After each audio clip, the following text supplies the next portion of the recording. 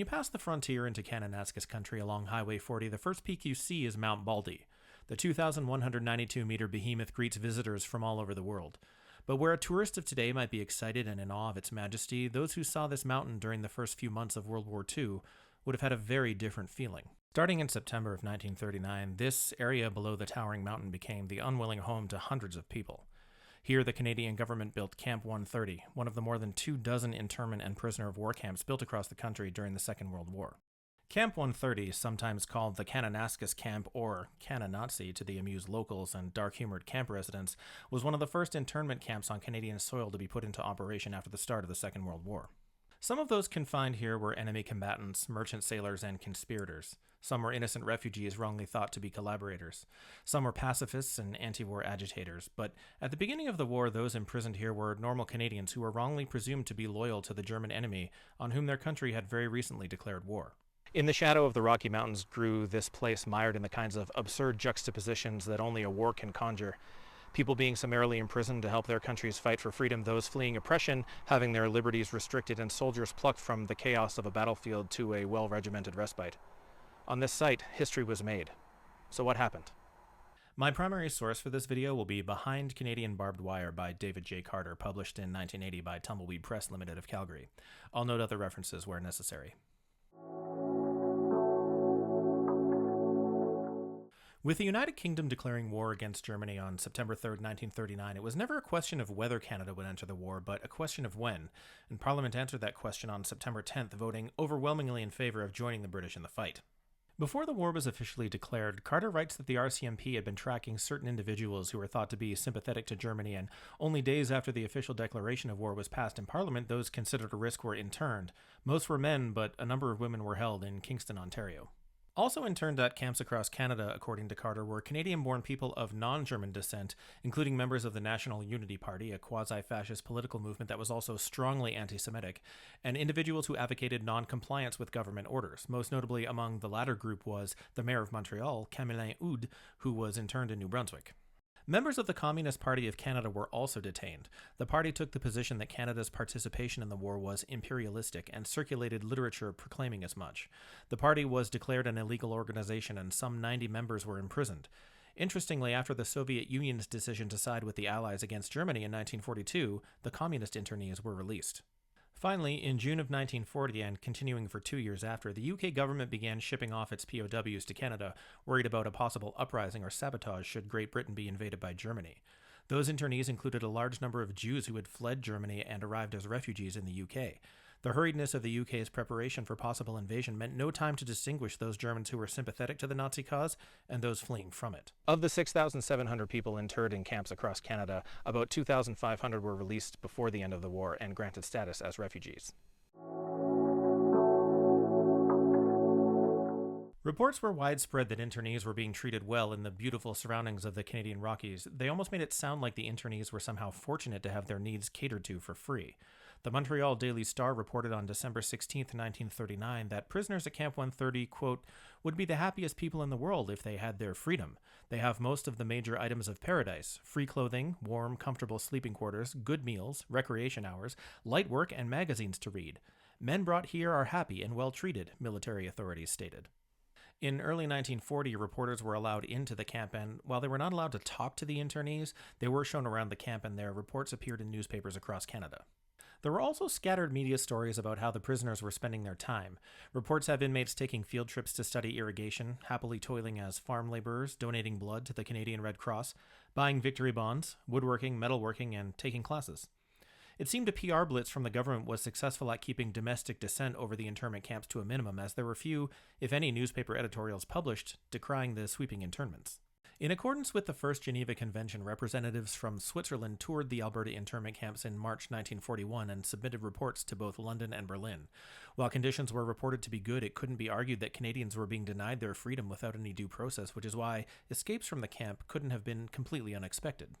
On December 7, 1939, two men, 29-year-old Henry Hesse from Edmonton and 43-year-old Henry Seldbauer of Vancouver, escaped the camp.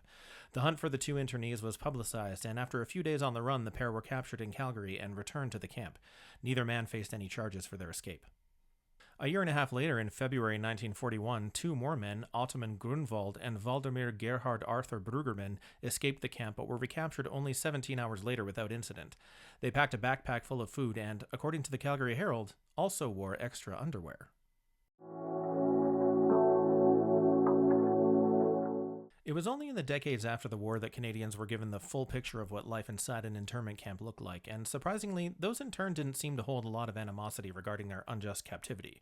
Carter interviews a man he called John, an inmate at Camp 130, whom he said did not want to be identified. John, a German-born homesteader who moved to Canada shortly after the First World War and was later joined by his parents, was interned with his father in Camp 130 at the very start of the war on October 6, 1939, just 1 month after the war began. John discussed with Carter the day-to-day procedures at the camp, tent inspection, meals, and labor. The work at the beginning, John told Carter, largely consisted of building accommodations for future detainees.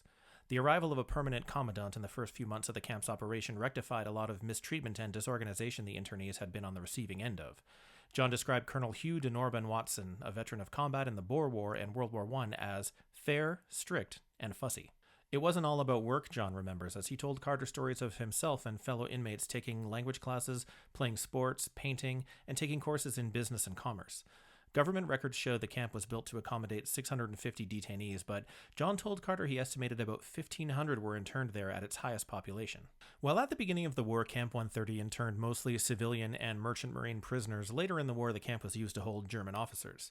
To make room for incoming German POWs, John and his father were moved with other civilian captives to the camp nicknamed Ripples in New Brunswick, where they were eventually released in November of 1944. Among the more notable internees at Camp 130 were, according to news reports at the time, nobility including a count and a baron, a doctor, 3 millionaires, and a submarine officer who, after the war, was sent to Germany under guard to stand at the Nuremberg trials. The camp was officially closed on January 28, 1946. After the camp closed, the majority of Canadian detainees did their best to return to their lives. John told Carter he was one day told to gather his things, given some food, put on a train, and a few days later, he was in Edmonton, a free man.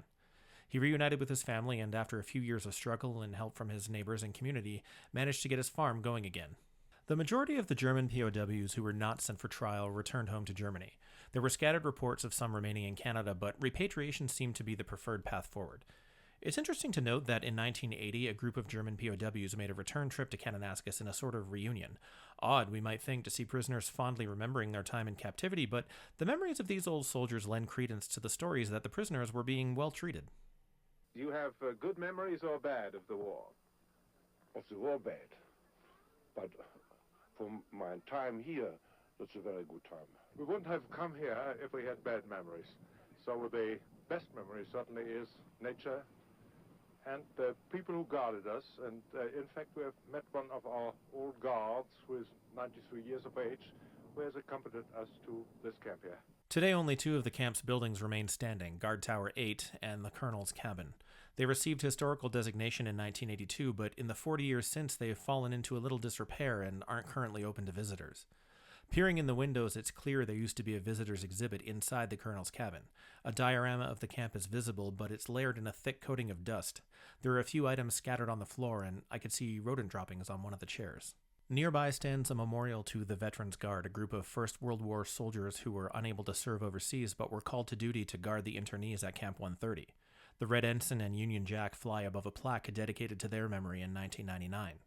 The road that leads into the site of the camp and the 2 remaining buildings is named Colonel Watson Road, after the camp's commander. It's a historic irony that Kananaskis, where I am now, and Banff, just 50 kilometers away, attract tourists from all over the world when, 3/4 of a century ago, innocent Canadians were forced to relocate here against their will. But Camp 130 and the other POW camps across the country also held enemy combatants. They played an important role in securing Canada and her allies' victory, and that's something that, despite our modern sensibilities, should be understood and acknowledged. The site where the camp once stood is now home to the University of Calgary's Barrier Lake Research Facility, where scientists study the geology and ecology of the Rocky Mountains. And while the physical reminders of the camp are few and far between, the history that was made here will live on forever. Thank you so much for watching. Don't forget to subscribe, and I'll see you next time.